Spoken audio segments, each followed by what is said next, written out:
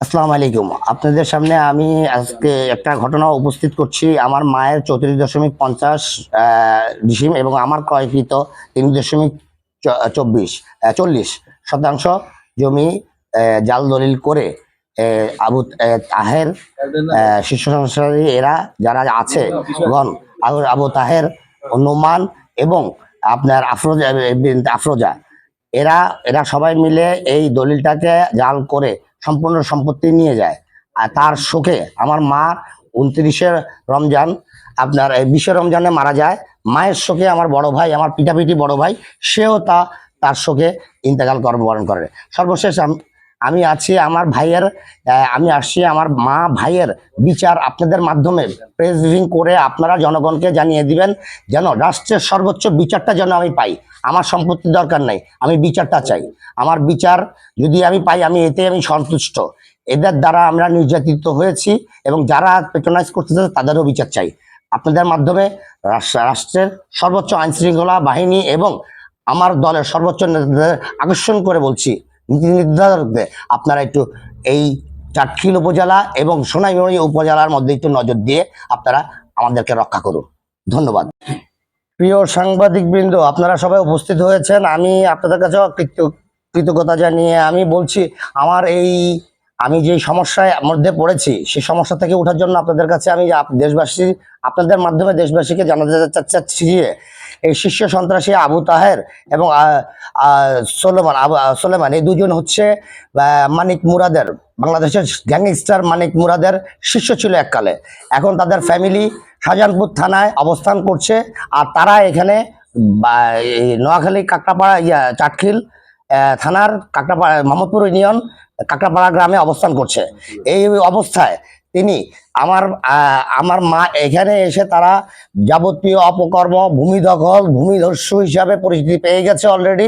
গত মাসে যেই ইয়েটা হয়েছে, গোলাগুলিটা হয়েছে গত বছরে গত বছরে যে গোলাগুলিটা, সেই অস্ত্র সরবরাহ করেছে আবু তাহের আর এবং সোলেমান, সাথে বাইজিদ। তিনি হচ্ছেন যাত্রাবাড়ি থানার যে অস্ত্র লুট করেছে তার মধ্যে বেশিরভাগ অস্ত্র এই বাইজিদের কাছে আছে এবং নোমানের কাছে আছে।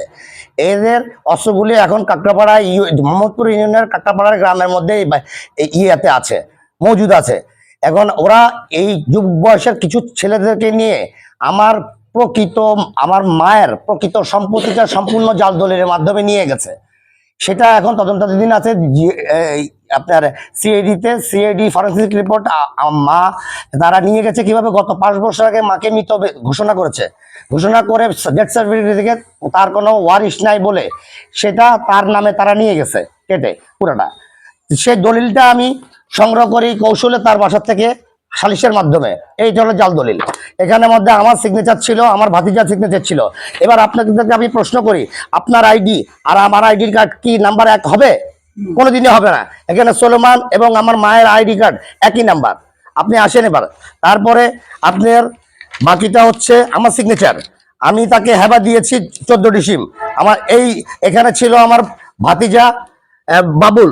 এখানে এই সাক্ষী কোথা থেকে চলে আসলো জানলাম না। আচ্ছা ঠিক আছে, এই পাতাটা এখান থেকে আমার সিগনেচার নকল করেছে। এটা হচ্ছে নকল সিগনেচার তাদের, দেখেন আপনাদের। এটা 29 তারিখ, খেয়াল করবেন আপনার। 29 তারিখ আমি সিগনেচার করেছি 30 তারিখ। এটা হচ্ছে আমার অরিজিনাল সিগনেচার। যার কারণে সিআইডি এই দলিলটাকে আমি যখন দেখলাম যে এটা 2টা ডেটের রেজিস্ট্রেশন তো কোনদিন হতে পারে না, অসম্ভব ব্যাপার। কিভাবে হয়?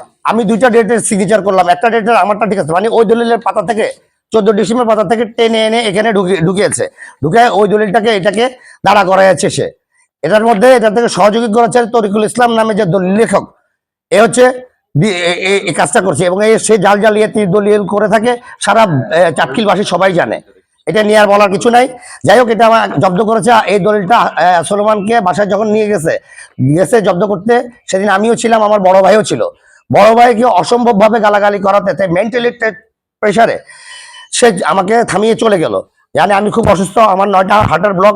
বিগত ফ্যাসিস্ট খুনি হাসিনার আমলে আমাকে 5 মাস 12 দিন আমি ঘুম ছিলাম। এবং টানা 37 দিন রিমান্ডে ছিলাম, শুধু একমাত্র বিএনপির 35 নম্বর ওয়ার্ড উত্তর থেকে আমি ইলেকশন করার কারণে। এই একটাই আমার অপরাধ, আর কোনো অপরাধ নাই। তা আমি কেন করলাম, এই জন্যই আমাকে নিয়ে তুলে গেল। আর এই ফ্যাসিস্ট সরকারের চলে যাওয়ার পরে এই ভূমিদস্যুরা এখন এসে কাকড়াপাড়া ইউনিয়নের একজন ইউনিয়ন বিএনপি লিডার, আমি নাম বলতে চাই না বিএনপির না, আমি যেহেতু বিএনপির একজন নিবেদিত কর্মী হিসাবে আমি কোনোদিন আমি বিএনপির বদনাম ছড়াতে চাই না। এরা নাম ভাগিয়ে 7 বছরের আগে একটা মামলা খায় নাই, একটা জেল খাটে নাই, একদিন রিমান্ডে থাকে নাই। তারা এদেরকে প্রশ্রয় দিয়ে পুরো সমাজ ব্যবস্থাকে ধ্বংস করে দিচ্ছে। যুব সমাজদের 18 থেকে 20 বছরের ছেলেদেরকে তারা অস্ত্র সরবরাহ দিচ্ছে, মাদক দিচ্ছে, সবকিছু দিয়ে তারা বিভিন্ন জমি দখল করছে এবং জবরদখল করে মানুষকে উচ্ছেদ করে দিচ্ছে। যেমন আমি প্রত্যক্ষ আমাকে হুমকি, গতকালকে আমাকে কোর্টের মধ্যে হুমকি দিয়েছে, তোর নামে আমি আরো 6টা মামলা করবো, মামলা করে তোরে মেরে ফেলবো। আমি বলছি আমি মামলা আপনি করতে পারেন, মেরে ফেলবো, আমি মরতে আসছি, আমার মা মরে গেছে এই টেনশনে।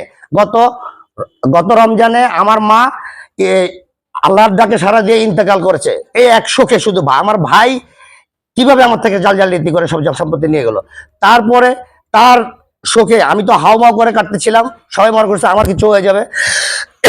আমি যেহেতু কিছু বলতে পারি, আমি কাটতেছিলাম। আমার ভাই, বড় ভাই, আমার পিঠাপিঠি বড় ভাই, তারও হার্টের ব্লক ছিল, রিংও পড়া ছিল, সে আর কাঁদে নাই, না কাঁদতে পেরে আল্লাহর ডাকে সেও ইন্তেকাল করে 29 নম্বর।